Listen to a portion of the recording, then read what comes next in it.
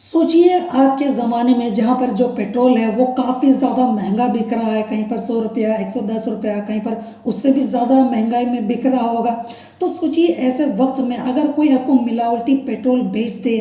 ठीक है, और आपका बंटा धार हो जाए, यानी कि वक्त आने पर आपको गाड़ी धोखा दे जाए। हालांकि गाड़ी मतलब गलती गाड़ी की भी नहीं होगी, मतलब आपने मिलावटी पेट्रोल डलवा लिया तो उसी वजह से आपकी गाड़ी ने आपको धोखा दे दिया। तो सोचिए अगर इस तरीके से कभी आपके साथ ऐसा धोखे वाला हादसा हो जाए तो आपको कैसा लगेगा। और अभी के वक्त में कुछ ऐसी ही बहुत सारी जगहों पर हो रही है,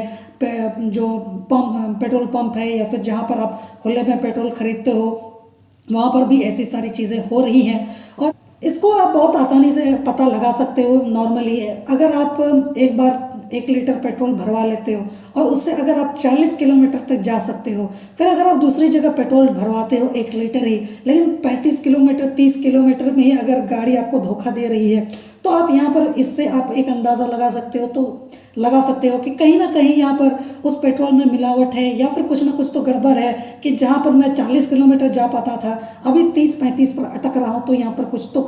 गड़बड़ है। तो यहाँ पर आप कैसे पता लगाएं कि आपने जो पेट्रोल लिया या फिर जो पेट्रोल आपने पंप में डलवाया या फिर कहीं से खरीदा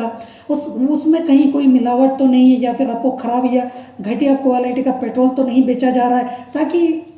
आप सतर्क रह सकें, बच सकें, या फिर कोई उपाय कर सकें, या फिर आप शिकायत कर सकें, या फिर आप उस जगह से पेट्रोल खरीदना ही बंद कर दें। क्योंकि जो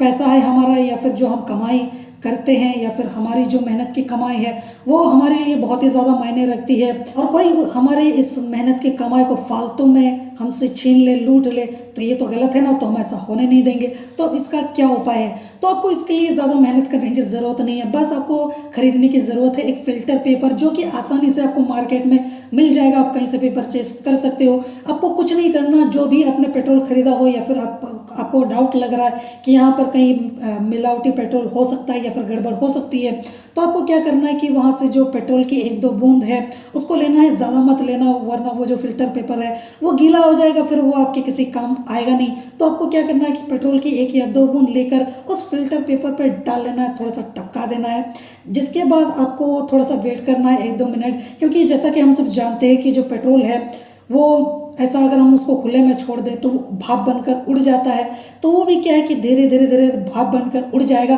अगर